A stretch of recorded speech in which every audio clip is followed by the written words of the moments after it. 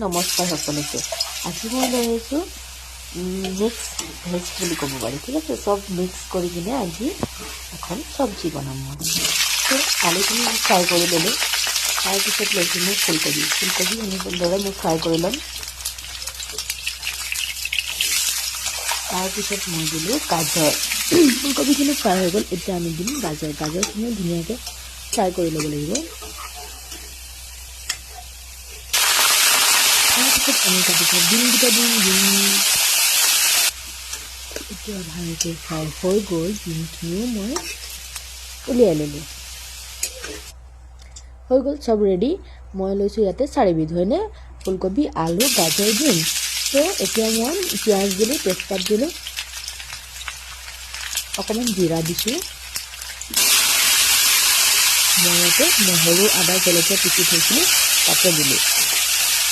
অকণমান লৰচৰ কৰি লওঁ। বিলাহী পিচিছোঁ, বেছি লোৱা নাই, এটা লৈছোঁ ডাঙৰ চাই বিলাহী, সেইটো মই পিচি পেলাই সেইটোকৈ এড কৰি দিলোঁ। এতিয়া আকৌ ভালদৰে মিক্স কৰি ল'ম।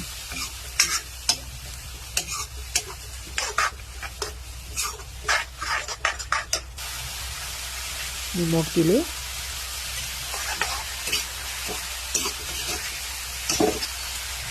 তাৰপিছত দিলোঁ হালধিখিনি দিয়াৰ পিছতে মই ভালকৈ মিক্স কৰি ল'ম।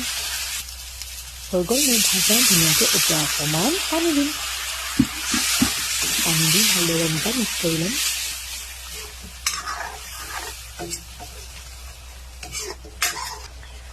এতিয়া যে আমি ফ্ৰাই কৰি থৈছোঁ চব্জিকেইটা, সেইকেইটা চব এভাগকৈ তাতে দি দিম।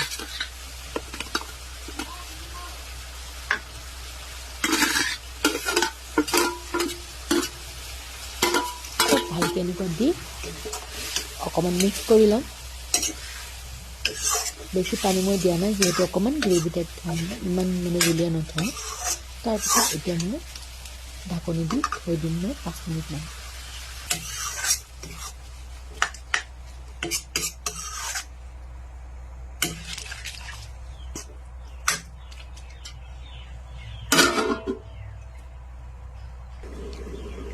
তাৰপিছত আনফালে মই ৰেডি কৰিছোঁ বিলাহী, পুৰি লৈছোঁ বিলাহী, তাৰপিছত ধনিয়া, জলকীয়া, নহৰু, আদা, সেইখিনি মই চাটনি কৰি ল'ম।